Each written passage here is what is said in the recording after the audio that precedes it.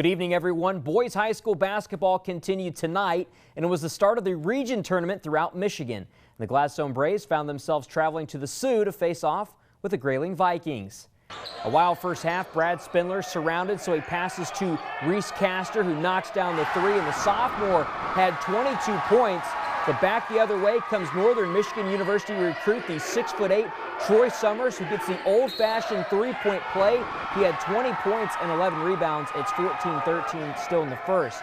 But the bombs kept falling for the Braves. Here's Brad Spindler to Joe Gibbs, back to Spindler. He knocks down the triple here. He had 22 points, and it's 17-13. Next up, Rudy Peterson would drain a triple from the corner. He had 4 of them on the night, and it's 20-13. Later in the game, it's Joe Gibbs going inside. Not quite a dunk, although he did have one late in the game. Gladstone led by just 2 at halftime, and each team eventually drained 11 three-point baskets, but the Braves will survive and advance. After beating Grayling 74-69, they will face Ludington on Wednesday from Grayling. Let's go to Escanaba for Class C Regional Semifinal between Iron Mountain and Newberry. First quarter, how about Casey Went, who gets the return pass from John Pramsky. Went receives a friendly bounce from the rim and then scored, tied it there at 2-all. The Indians, though, John Pramsky drives. He's going to get a score there. The Michigan Tech football recruit scored 12 points. It was 11-9 Newberry after one quarter. The first 2:20 of the second quarter was quiet. Then Ryan Cadell knocked down this three-pointer to give the Mountaineers a 12-11 advantage.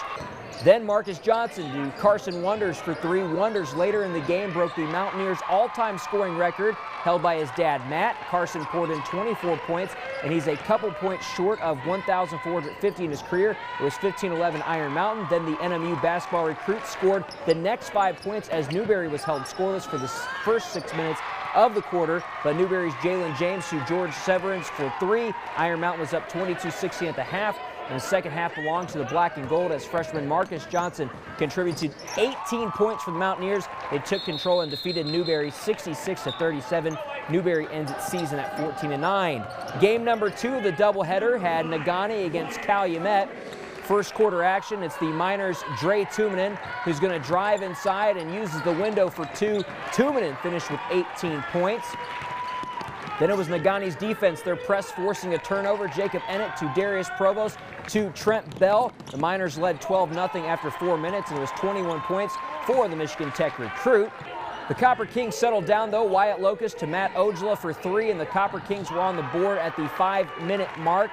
Matt Ojala had 14 points. Then dad and coach Mike Ojala was trying to figure out some defensive matchups. Matt Ojala drives, spots Lenny Torla for 2. The Miners only led 14-5 at this point, but then went up 20-8 after 8 minutes. Into the second, Wyatt Locust to Jesse Helmanen for the basket +1. Copper Kings hanging in there, trailing 27-16. But Negaunee went with a very small lineup. Tumanen misses. Trevor Uren with the rebound and the putback and the foul. 33-21 Miners at the break. They pulled away in the second half, 65-43. So it's round 3 of Iron Mountain Negaunee Wednesday night from Escanaba. We head to the neutral side of Negaunee as the Uintraut Creek Panthers faced off the Rapid River Rockets. Here's Eli Nordine from the wing knocking down a three-pointer, and it looks so good. Austin Berglund says, Eli, do it one more time, and he does, draining that shot there. But then the Rockets' Cameron Williamson drives back the other way, gets the shot off the glass and in, and then a lot of driving in this one. Levi Miller for the Panthers finds a seam, drives, gets the layup in as well, and it goes back and forth now second quarter. Rockets' Tyler Sunling drives, gets that one off the glass and in. Then Panthers senior Austin Berglund figures out he can do it as well. That one falls in. We'll see one more now as the Rockets' Cameron Williamson will drive, spots up, knocks down the jumper. Rapid River goes on to win this one 63-56. To the North Central Jets and the Dollar Bay Blue Bolts as they face off in the second half of the doubleheader from Negaunee. Opening points go to the Jets. Jason Whiten finds the best mullet in the game. Marcus Krasinski for the lay-in there. Later in the first, it's Trenton Schaff who passes to Bobby Kleiman, who then finds Dawson Bilski. He drives, gets the layup to fall, and it was 19-11 Jets at this point. But the Blue Bolts, they weren't backing down in this one. Devin Schmitz guarded by Jason Whitens. He'll get this shot to go here and gets the foul and ties the game up at 30. Then the Blue Bolts capture the lead.